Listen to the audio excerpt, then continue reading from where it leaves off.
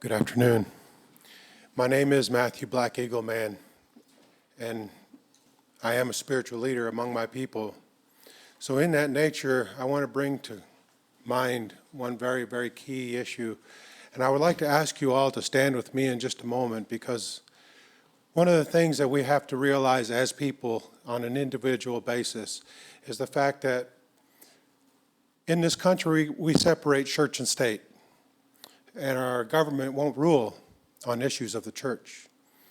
And in our culture and in our way, that's the same as having me stand here and having me stand here at the same time, because we cannot separate what is within us, a Creator-given gift, as well as the working side of us as human beings to go out into the world and do the work that we do. So I'd like to begin first with a prayer as the way of my people, that there is nothing in this world that I myself have any real control over, and that in the process of living in life and cultural diplomacy, I think first as people we have to stand together to acknowledge that through prayer we have a way to achieve many, many greater things for people. So I want to do this prayer through a song. So in honor of my people and to help honor my people, I will ask, please stand with me as I sing this song as a prayer for the message that I'm getting ready to give.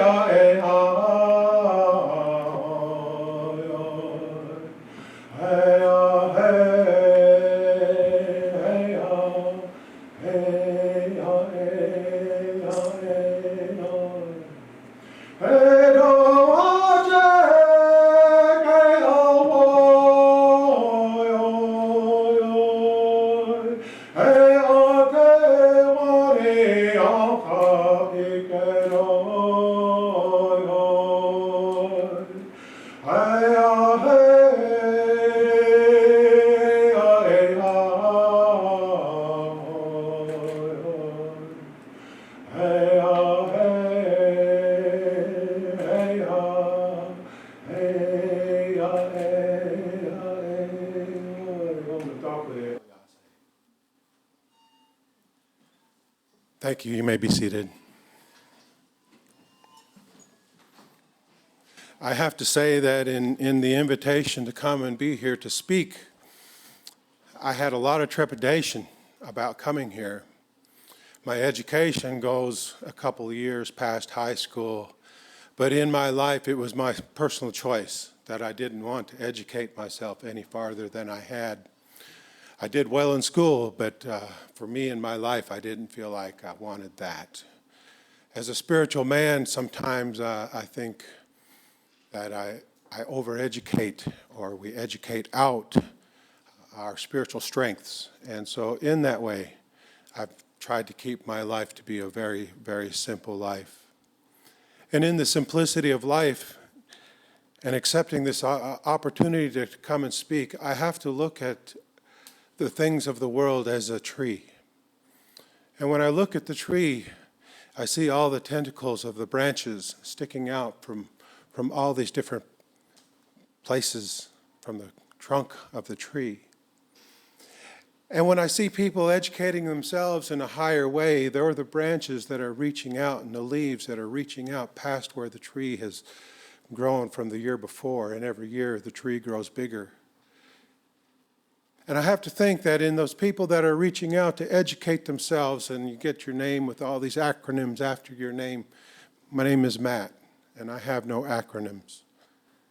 But I see that the value of all those people who are learning and growing and developing our world and our societies, we're racing down the path of academia. And as we race down that path of academia, we see that we're learning this, we're learning that, we're learning this, but outside of that path of academia, we have minds that will pick up something here and there And in our way, we call that the education of the universe. So as much as we need the people who are there studying the studies, as much as we need the people who are doctoring the people, as much as we need the political world and the society that has created such diversity, we also need to have the roots. An elder of mine spoke of a scenario that says when the sun rises, it's non-selective on who it shines its lights on. It doesn't pick through the weeds and the thorns to get to the flowers. It shines its light equally on the flower as it does on the thorn, equally on the snake as it does the eagle that's flying in the air. And so we have to stop and take a minute and think about our perspectives as a worldview. It's not an answer per se, it's only a different view. Because that tree and those limbs that are reaching out all throughout, trying to find that other answer that everybody's trying to find, the cure for cancer, the understanding that will bring people together. Inasmuch as we have those branches that are reaching far and wide, we also have the roots of that tree that don't want to be seen.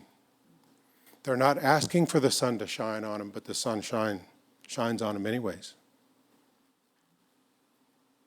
They're not asking for acclimates or recognition. And I lend my voice today to the people who are from the world that would never come here to sit in this kind of a setting.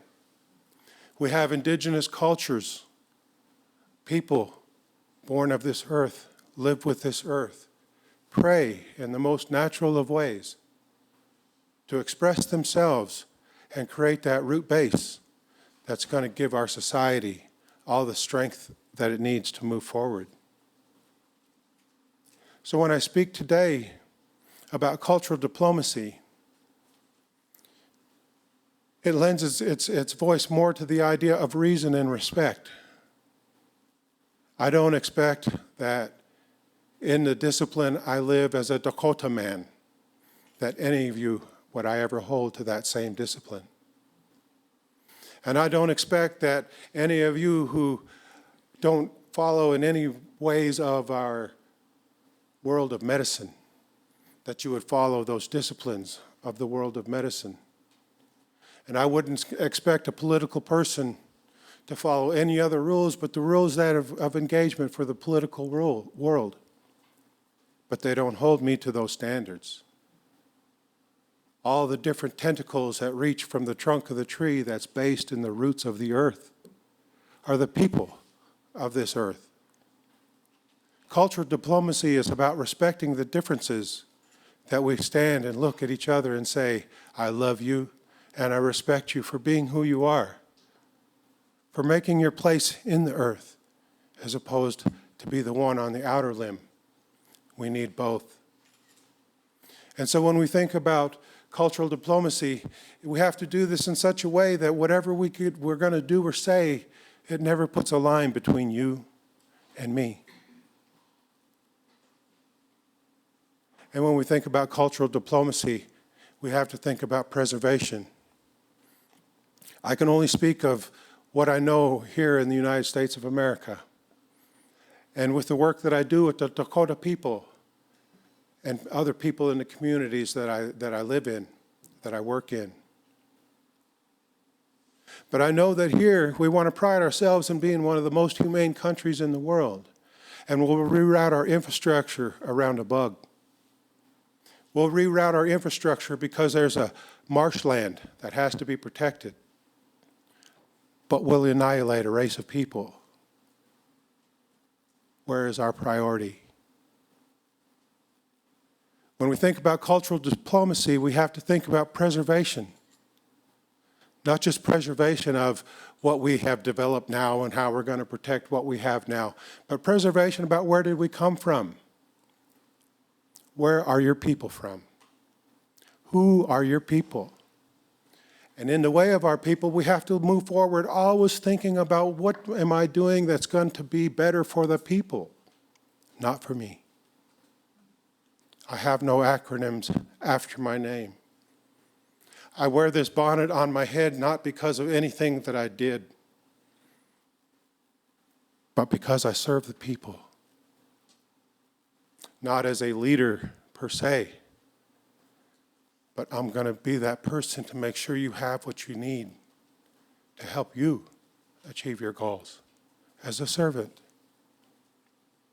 That's the way our culture teaches us to be. In our societies, they're all developed in the stronghold of how am I going to do something and what am I going to do that's going to make my people stronger people. And so when we move forward in the ideas of cultural diplomacy and we move forward and whatever we do in this world, we always have to keep in the back of our minds, you came from somewhere. You came from a people somewhere. How is what you're doing affecting those people that will never come here to speak? Those ones that don't have the voice, but the sun shining on them just as equally as it is on each of us here. And so I only bring this message because when we think about cultural diplomacy and we think about where we're going to grow in the world, you take out the foundation of the Empire State Building and it's coming down. If we forget about the foundation of where we come from as a people, this world will crash and burn. The earth will survive. Indigenous people all over talk about that. The earth will heal itself. Will we? If we don't stop and take that time to recognize that with your voice, it should be coupled with the voice of those people who show the indigenous roots.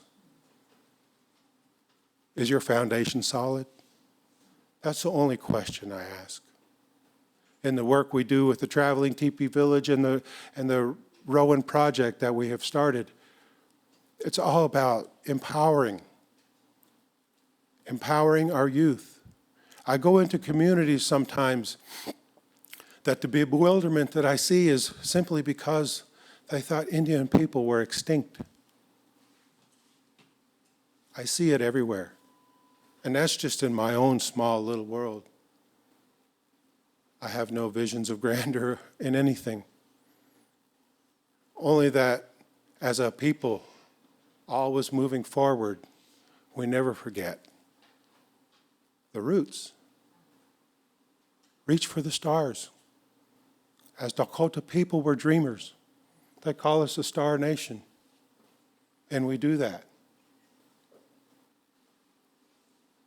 I'm very honored to be here to share words. I'm very honored to be here to listen to the words. You know, in our society it says education is power. But power is power. And our Creator expresses that for us. And the people that you come from understand that power. And so many times in the world that we get into, we want to feel this connectedness. There's your connectedness. It's with your people. Coupled with what you do in your education, there's your power.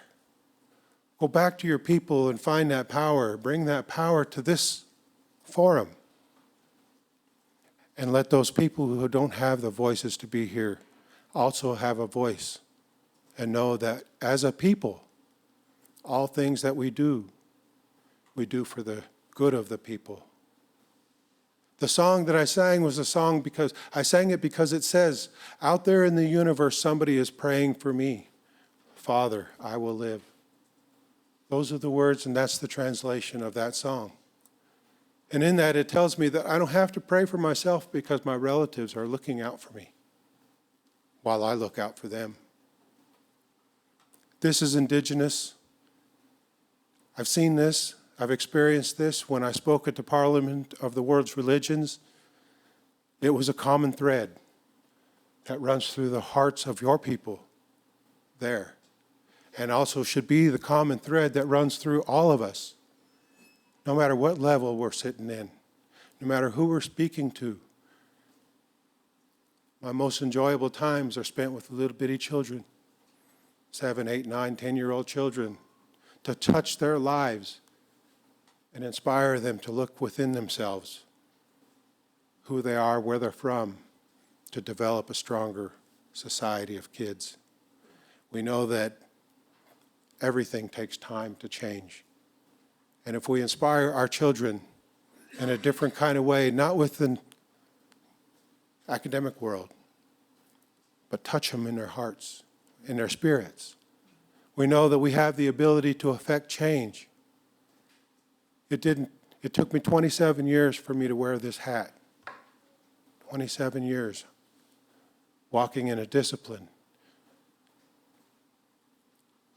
I tell stories sometimes that take me 16 years to tell one story, and that's commitment. Commitment to my culture, commitment to my people.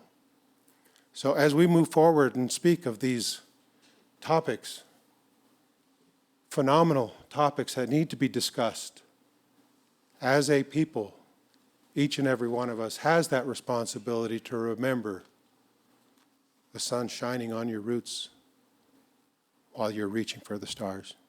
Takuye oyase.